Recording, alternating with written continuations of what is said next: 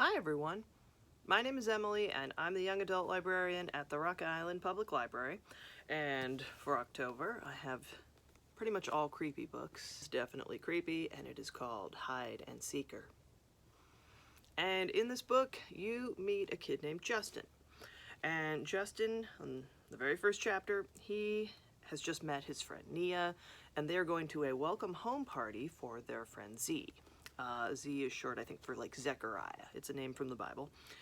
And they've always just called him Z. These guys, like the three of them, actually four with their friend Lyric, these kids have always lived pretty close to each other. They've always gone to school together. They're friends, and like they live in the same neighborhood. So they've walked over to Z's house.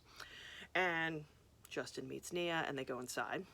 And Z's mom says, "Oh, hey, thank you guys. Thank you so much for coming. Just Z's, I'm so happy he's home. He's still resting in his room though, so why don't you go out to the picnic table in the backyard? Got some snacks." Well, here's the thing. Like, Justin's really been struggling with his friend being gone. Like, Z is his best friend, and he disappeared not long after Justin's mom passed away, which was a year before the book begins. And for Justin, this whole thing, like, he's been counting the days. Like, he knows exactly how many days it's been since his mom died. But having Z back now, I mean, he's back as suddenly as he just vanished. Like, nobody knows where he's been, and nobody knows what's happened to him. But at this point, it's like, okay, I'm just trying to be happy for my friend. My friend's okay. Just glad he's home. But as Justin and Nia are walking through the house, they notice that on Z's bedroom door, there are locks. There are locks on the outside of the door. And that's kind of strange. And I think Justin even says, hey, so why are there locks on Z's door? And his mom explains, oh, well, he's been sleepwalking, like, ever since he got home, and I don't want him to, like, get out and, like, walk around at night and maybe hurt himself. So again, Justin's thinking, like, well, okay, sure, this still seems, like, weird, but again, he's just trying to be happy that Z's home. So, I mean, Justin and Nia, they go out to the backyard, and sure enough, their friend Lyric is already there. And a few other kids from the neighborhood are too. Like, Z's mom didn't want to just invite 3 kids. It's a party, so it's like, okay, other people from their class are there too. And Shay, who normally wouldn't hang out with them, but she kind of lives somewhat nearby. Shay is the one who suggests, hey, while we're waiting for Z to come out, let's play hide and seek. Well, it's not going to be much of a game of hide and seek because the backyard isn't very big. There's like a tree and a picnic table with snacks and some bushes and like a fence around the yard, and that's it. But again, Justin, he's just thinking like, all right, well, yeah, let's fine. I want to do something. Like, I don't want to just like stand around. Oh, okay, let's play a really fast game of hide and seek. And he's gonna be it. And he goes and stands by the tree in the yard. This is home base, so if you make it to this tree, you're safe. But if he tags you out, that's it, you're out. And this isn't hide and seek as I remember it. When I was a kid, like, we would play Bloody Mary sometimes, where it was like hide and seek, except one person is it, and that person is like, Bloody Mary, and trying to like find people and scare them. But with this game, what Justin does is he stands by the tree, covers his eyes so he can't see where people are hiding, and he says, I went up the hill was muddy, stomped my toe and made it bloody. Should I wash it? And people in the yard yell, yes!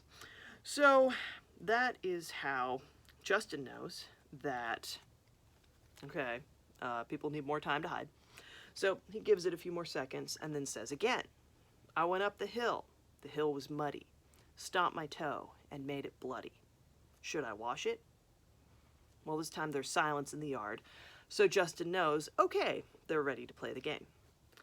And as soon as he walks away from the tree, like, he can kind of see Nia in some bushes, but it's like, well, you're my friend. I'll kind of pretend I don't see you.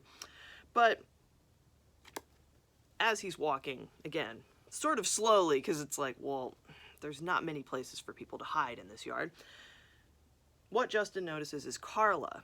Carla and Quincy, they are twins. They live pretty close by. Carla has like wedged herself under the back porch. So Justin's thinking, okay, I'm going to tag you right now. That's easy. But then he notices that Shay, the person who suggested they play this game, is just standing there. Like, she's not even trying to hide.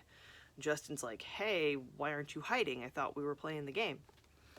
Well, then Z comes out of his house, comes out the back door, and he is horrified. Like, as soon as he sees Shay, it's like, why are you here? You're not supposed to be here. How did you get here? And Shay just kind of smiles and says, all right, see you later. And then she leaves. She goes out the back gate. And Z tries to go after her, but like, he kind of stumbles as he comes down the steps. And Justin stops his friend, like, whoa, what's going on? And pretty quickly, Z, he tries to explain this. He just knows something has happened. Like, wherever he's been, he apologizes first. Like, Justin, I'm so sorry. The place where I've been, the thing that was there, it followed me. It's gonna come and find you now too. And Justin's like, what are you talking about? Like, what happened? Well, pretty soon, again, Z says some kind of alarming things about this thing called the Seeker and how it's coming to get everybody. And eventually, Mrs. Murphy, Z's mom, comes out of the house and says, look, kids, maybe Z wasn't quite ready for this party yet. Like, why don't you go home for today? So Justin goes home and, thinks about what Z said, and it's like, okay, well, we don't know what happened. He's been gone for a year, and of course, like, he's been through some kind of trauma being away from home so long. Like, this was weird, but I'm gonna try and be okay with whatever has happened. Like, I'm gonna be there for my friend. Next day, it's summertime, so Justin is able to sleep in. He sleeps late, but even when he wakes up at like noon, he's still tired. And like goes, gets himself a bowl of cereal. And when he turns on the TV, there's a news bulletin. And the news bulletin says that Shay, this girl from the neighborhood, she has disappeared. Now, Justin is shocked because it's like, oh my gosh, what happened? Did she like get kidnapped she was walking home from the party? Well, it's at this point that Nia knocks on the door of Justin's house and she says, hey, have you seen the news? And Justin's like, yeah, it's like, wow, what happened to her? Well, as it happens, Nia is not alone. Quincy has come with her. This is Carla's twin brother. And Justin's like, hey, because they don't normally hang out. It's like, what's going on? Well, Carla is nowhere to be found either. And Nia, she said, I brought Quincy, he can't find his sister, and it's like, yeah, normally she would at least tell me where she's going. Like, if she was just gonna, like, go take a walk or whatever, but that didn't happen. So they're looking at the TV, and Nia says, what's really strange about this is that Shay disappeared from summer camp. Like, she wasn't supposed to be here in town. She was at dance camp. And the time on this doesn't really work out. Like, the timeline of her being at the party and then going back to camp and then disappearing at the time they say she vanished, it doesn't work out. It doesn't make sense. And Justin's like, okay, what are you saying? And Nia says, I'm saying that whoever was at the party yesterday, it wasn't Shay. It looked like her and it sounded like her, but it wasn't her. It was something else.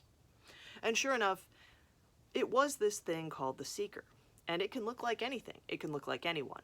And it is starting to come after Justin and his friends, one by one. Everybody who was there at the party, everybody who played this game of hide and seek, which ended early.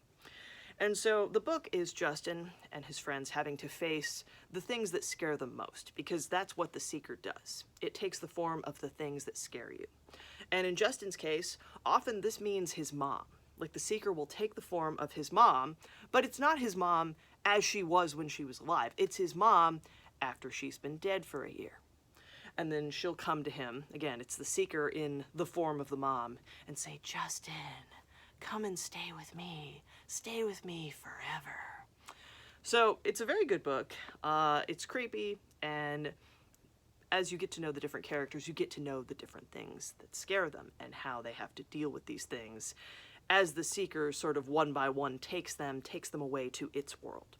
So if you like scary stories, check it out. But thank you for watching, and I will see you later.